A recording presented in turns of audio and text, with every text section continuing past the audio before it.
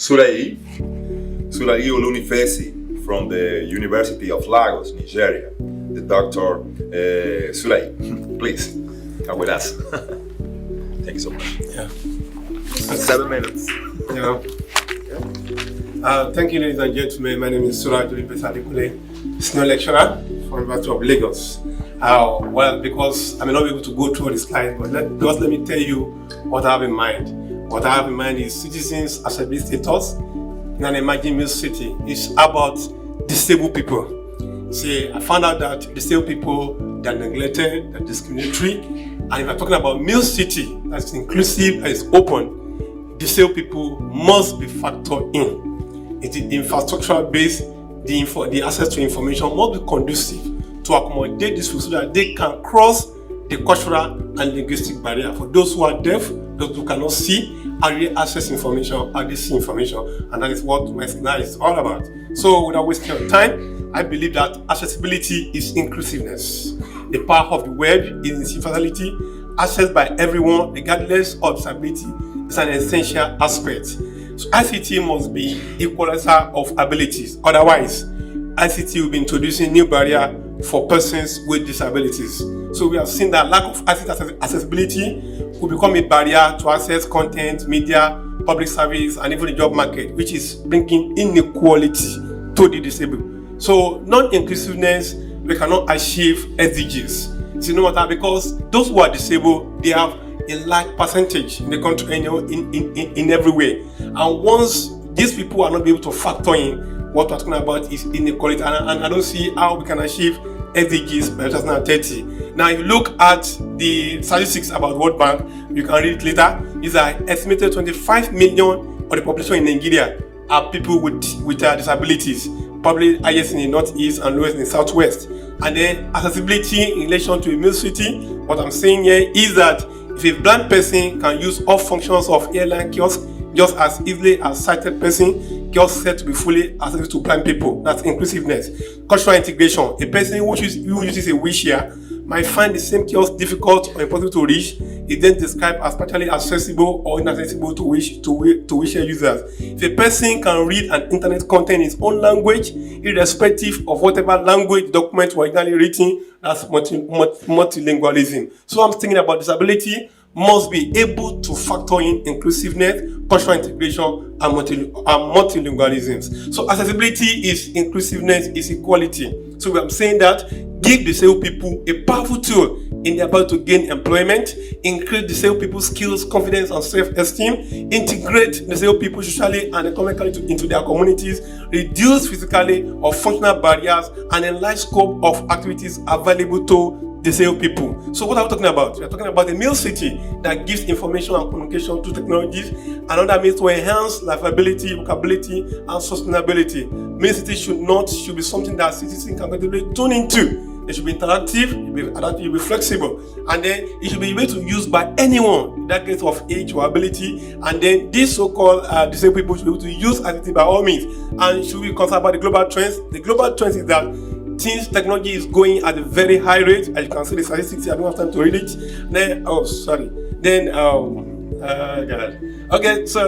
so as smart city as today, you can see from indications, even despite all the noise about smart city, less than little people having access to technology. Smart city are failing persons with disabilities, according to 60% of global experts, because technology is not factoring disabled people into the equation. Now you can see the barriers in smart cities: lack of awareness, lack of policy, lack of leadership. I don't have time to emphasize all this. Now the issue is this: accessibility barriers limit the e-participations of persons with disabilities. For instance, a television program or emergency announcement may not be signed or captioned for a deaf person. A website or government data may not be accessible to a screen reader user. A bank ATM may be too high for a person in a wheelchair to operate its keyboard. A mobile phone may not offer alternative user interface for persons with dexterity issues, low vision, or cognitive challenges. A computer program may not allow use of alternative input or output devices for persons with motor impairment. And you see, accessibility is equal to cultural and communication communication issues. The issue of accessibility is a cultural practice. For the questions I would love to ask here is, how do I end up career practice that? How do we design a mobile money service for people in rural Nigeria who've never had a bank account? How do we test ability of a mobile phone address for users in rural Lagos who never had an address, much less an analog address? How do we find right balance designing accessible digital technology and this for local communities in local areas? So you see, and Nigeria with over 350 diverse culture and languages, how do we have internet content that everybody can read irrespective of their languages? So can accessible technology help bridge the gap? Yes, it can, by providing specialized software, sign language translations, widget or text reading software, specialized vocational training to perform function within ability, specialized keyboard, braille printers, conversation of language, of local language, to braille. Thank you so much for encouraging me. Touch screen.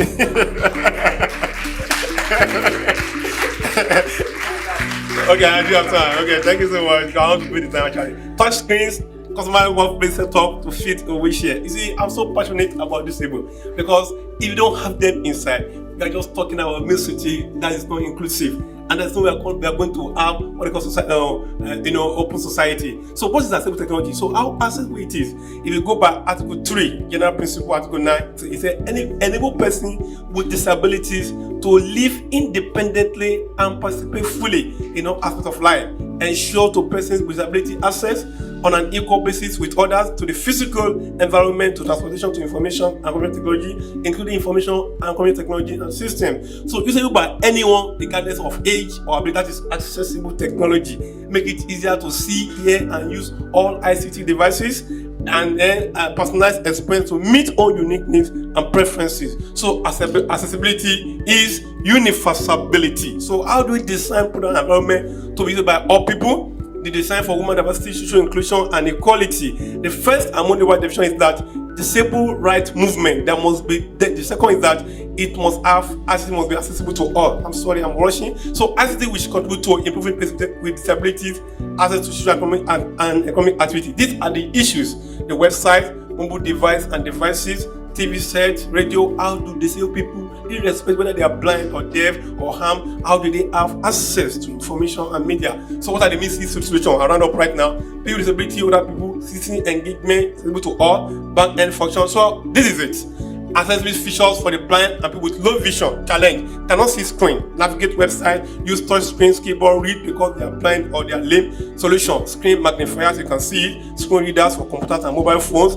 Gestures-based screen readers for touch screens and phone. Tactile markers, tactile audience feedback, front side, text-to-speech functionality. If you talk about for deaf and hard of hearing, challenge: cannot hear callers, automated electronic message, access emergency services. Where solution is that volume adjustment and speakers, relay services, video relay services, SMS, visual or formatting alert, call logs, or the stuffs. Accessibility features for limited mobility, those who cannot move very well. Challenge: cannot use limbs, flex fingers, press or navigate buttons on a phone or a mouse or a computer. Solution: we have voice recognition, activate voice command for computer and cell phone, auto test, anti-shape apps, adapted keyboards and mice, alternative input in device, and so finish now. Accessibility feature for cognitive disabilities. Challenge: difficulties focusing on ICT tasks like reading and typing. Where solution: change font size and color, built-in screen reader for on-screen text and some key event, keyboard adjustment to simplify typing, reduce on-screen command device with voices, have your device speaks, interact with your computer.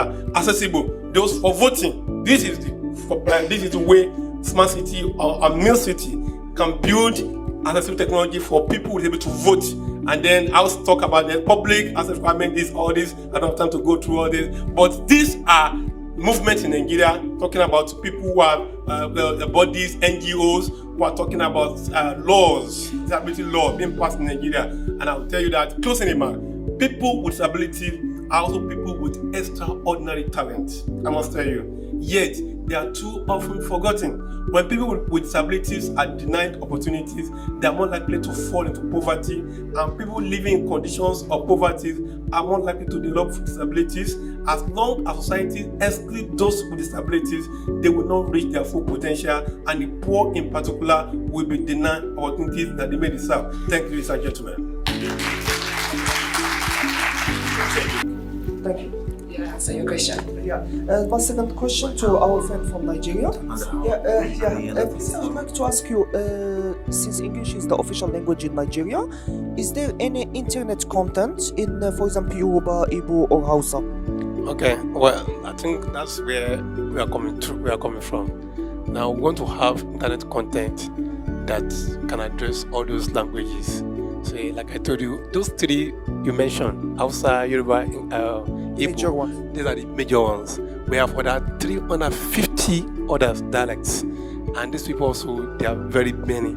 So, the challenge now is how do you have internet content in those languages so that everybody can have access to information. You know, we can cross the linguistic and cultural barriers, and they can understand whatever information is on the internet. Because as I see right now, most of those people does not even know what is happening on the internet, cannot read it, cannot understand it. And from the concept of Mill City, this does not bring about inclusiveness and universality we're talking about. So we are working towards that. There's a professor actually who is working on keyboard, and the keyboard can translate whatever you are writing to Yoruba language. That is being done. And Google, I think, is doing something on Igbo and Yoruba, but we want more of other dialects to come in. But for example, at this present time, for example, if I'm a Yoruba speaker, do I have access to, I don't know, news in Yoruba or some websites in Yoruba? Or Hausa in That's Hausa? good stuff. Yeah. Well, there are TV online that's Yoruba, Hausa, but when it comes to content, written content, we don't have it yet. I think that's a challenge. Thank you so much. In your research. And then to the presenter from Nigeria, I'm not sure if what you presented was media and information literacy. Maybe you can convince me. It sounds like ICTs for persons with disability. Of course, technology is a part of MIL, and learning to use technology is a part of MIL. But if you could say a little bit more about MIL competencies in relation to people with disabilities. Well, for MIL, my presentation, how it addressed MIL is in three ways. The issue of multilingualism, because I said these are disabled people, they are from different tribes, different cultures, and then some of them cannot speak actually. Some of them are deaf and they are dumb. So how do MIL, using ICT, to enable them to be able to see, to read content that they cannot see? How does it help them to also be able to read their own languages on the net? And since they don't have, and some of them are handicapped, they don't have hands, how do we enable them to be able to press the keyboard and internet so that they can be able to read those information? That is the aspect of multilingualism. Then the cultural aspect of it is that this cultural, the disabled people are culturally backward. It's people trying to malign them, that they don't want to associate for them. So how do we bring them in? How does you use MIL to bring them in such a way that they'll be acceptable and we can give them inclusiveness and they can be able to access information, content information? Because once somebody is blind or is lame or does not have limb, so to access information is difficult. To be able to speak to other people is difficult. He doesn't see. To be able to read is difficult. He cannot press. So those things are difficult. So for MIL angle, which is about media and information literacy, and if you look at my first slide, second slide, so that I said that for them to be able to access, if disabled were unable to access information on the net or TV or radio or cannot vote e-participation, then we are not having inclusive society. So MIL is coming in to enable using technology. MIL also includes technology. How does it bring them to overcome that cultural barrier? How does it help them to have to participate when it comes to voting? How does it help them to have access to information? How do they have access to media despite their disabilities? That is where, and how can they cross that cultural barrier and linguistic deficiency? That is where MIL comes in. You have to have physical access before you can have intellectual access.